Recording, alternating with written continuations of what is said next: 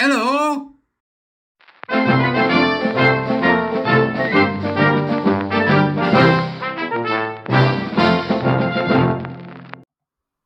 Beep, beep, beep, beep, beep. Morning, all. How are we doing? Okay, here we are, back in the wagon, back on the wagon, back in the wagon, for another morning with the Edijester. How you doing? It's a little bit chilly, isn't it? Hey, it's getting autumnal. We like a bit of the autumnals. There'll be people around the country leaf peeping. Yes, it's a thing. Go look. Mm. So what have we got for you today? Well, there's things are unfolding at a rapid rate. In regards to Charlie Kirk, and I'd like to talk to you about that this morning, and I've got quite a bit to say. But the first thing I want to do is urge you to come and join the Warrior Teachers. I met with the Warrior Teachers yesterday, and I will be meeting with them again today, because it's my teaching period, which is my favourite time of the month, because I get to see all these fabulous people of all types of different persons, right? And so I would come and join us. Come and be part of the team. We're starting in October, and yesterday was particularly interesting because we were looking at the roots of the labour movement, the first trade union movement, the first movement to help people be safe in work, and the first movement to help people take on what would have been at that time bosses that were just vile. And I got quite nostalgic, and so did some of the people I was talking to, about the left that we don't recognise anymore. So before I do this, because this is so condemning of the left, remember that you didn't leave the left left you. All right. Now, I've found the article in the New York Post. I'll put the link to the article downstairs in the Dubras so you can have a look at yourself. But it looks like the investigation by the feds is going to widen to look at some other things, because it appears that there are a number of pro-trans online groups that are connected with Tyler Robinson, the murderer, who may well have known in advance the plan to kill Charlie. This is obviously serious, but it's the New York Post, so bear that in mind. It leans to the right, very much so. But there's one particular group that they'll be looking at, as well as looking at the online gaming community, Steam. Now, before people start screaming about, we need to close Steam down. Steam is enormous, right? We need to close Steam down is like saying we need to close down Tesco's or Sainsbury's, or it's just a repository where people buy games. It's just a place where people play games. I'm a member of Steam. But what they've also discovered is a pro-trans organisation called Armed Queers.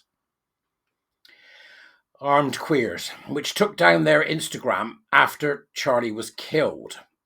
And they've also found a number of social media posts, which seem to show, on face value, that there were people who knew that something was going to happen prior to the assassination on September the 10th.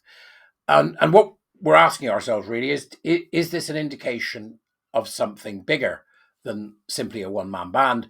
And I'm sure that more information will come out about that as it can.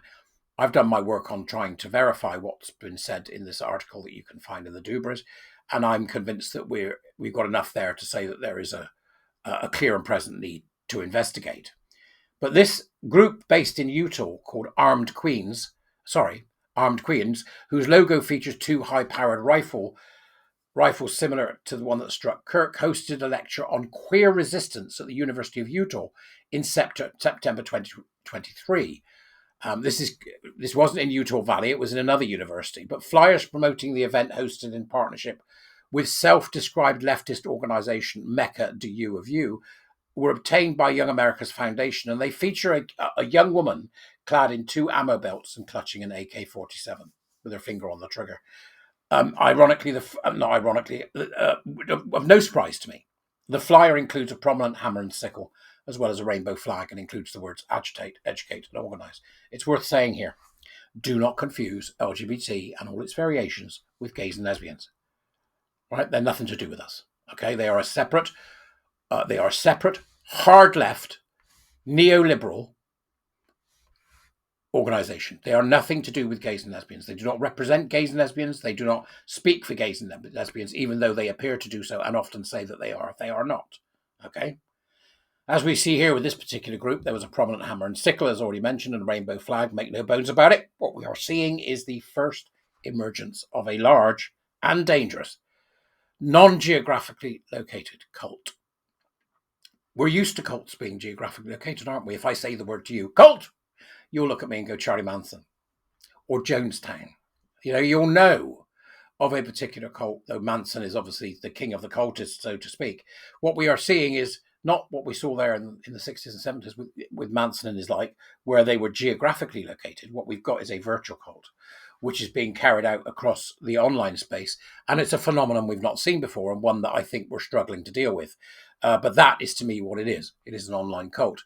And it's being driven by many things, not least of all, the idolization of communism, which killed millions, and the inability for us to unequivocally state that there is a paper-thin difference between Nazism and communism. Paper-thin, that's all. This will upset many people on the left, and I can understand why. But it is obvious to me that what is happening here is the same as we saw with BLM. These groups, BLM was a Marxist, queer and trans group. If you don't know that, then I don't know where you've been hiding. That was originally said by them. It was on all their websites. The information was there, and as soon as it was twigged, they started taking down everything, which is how these people work. So we now have this group, armed queers, who have said, they were asked about what they're doing, and they said, our commitment to something bigger than ourselves, to people's struggles against racism, transphobia, and capitalism means much more to us than any risk. Utterly extraordinary, these stupid people who live in the bosom of capitalism, the bosom of a system that has given them the wealth and the luxury in which they live, rattling on like this. But make no bones about it. Racism, transphobia, capitalism, this is the stuff of EDI and DEI. This is the stuff of power and oppression narratives. This is the stuff that is absolutely rife in our schools, in our universities, in our businesses, in our churches, in everything else.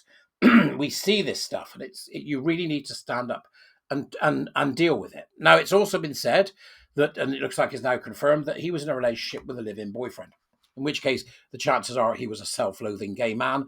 Well, the boyfriend was actually pretending to be a woman. So there's something here. What that is, I don't know, but there's something here.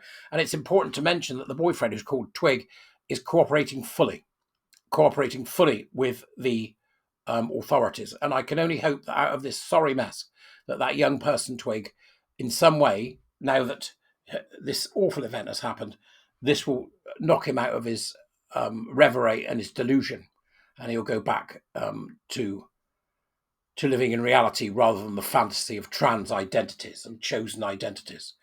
He does not have, it appears, any idea of what was going on or what was going to happen. This is going to continue to unfold, but if they do find a connection to these weird groups run by these weird people, even though they are allowed to stand in daylight and advocate essentially what is for a system that killed millions without, it appears, being given a hard time or a pushback. I mean, imagine if somebody went to a university in Britain and went, all right, I'm here to talk about Nazism and how great it was and how people were fitter under Nazism. And what we need to do is we need to bring down the system so we can introduce Nazism. There would be an uproar. But yet, why isn't the same uproar about these people stood around with a hammer and sickle? I'll never understand that. Maybe you can tell me why. In essence, where we are now, there may be a wider connection. We cannot be sure. There are certainly groups that advocate for violence, and they will be identified. There are individuals, there's one in particular who said something big's going to happen tomorrow, but that could have been in relation to anything. These kids live in a world of hyperbole, right? Hyperbole. And we've only got to watch what's happening online to see people that just simply won't accept the facts, lying through their teeth to themselves and others in an attempt to make this about a right-wing fighter, a hard right fighter. It's just killer, sorry. It's just nonsense of the first order. Let's wait and see what unfolds. More will happen in the next couple of days. I just hope that many more people will wake up to the dangers of living in unreality that are promoted by LGBTQ, EDI, DEI, all this nonsense that thinks we can gerrymander life and manage it through ticking a spreadsheet in order to make everybody have the same outcomes. This is what this is. Okay? So, yeah, be thoughtful. Go and have a look. I'll see you later. Bye-bye.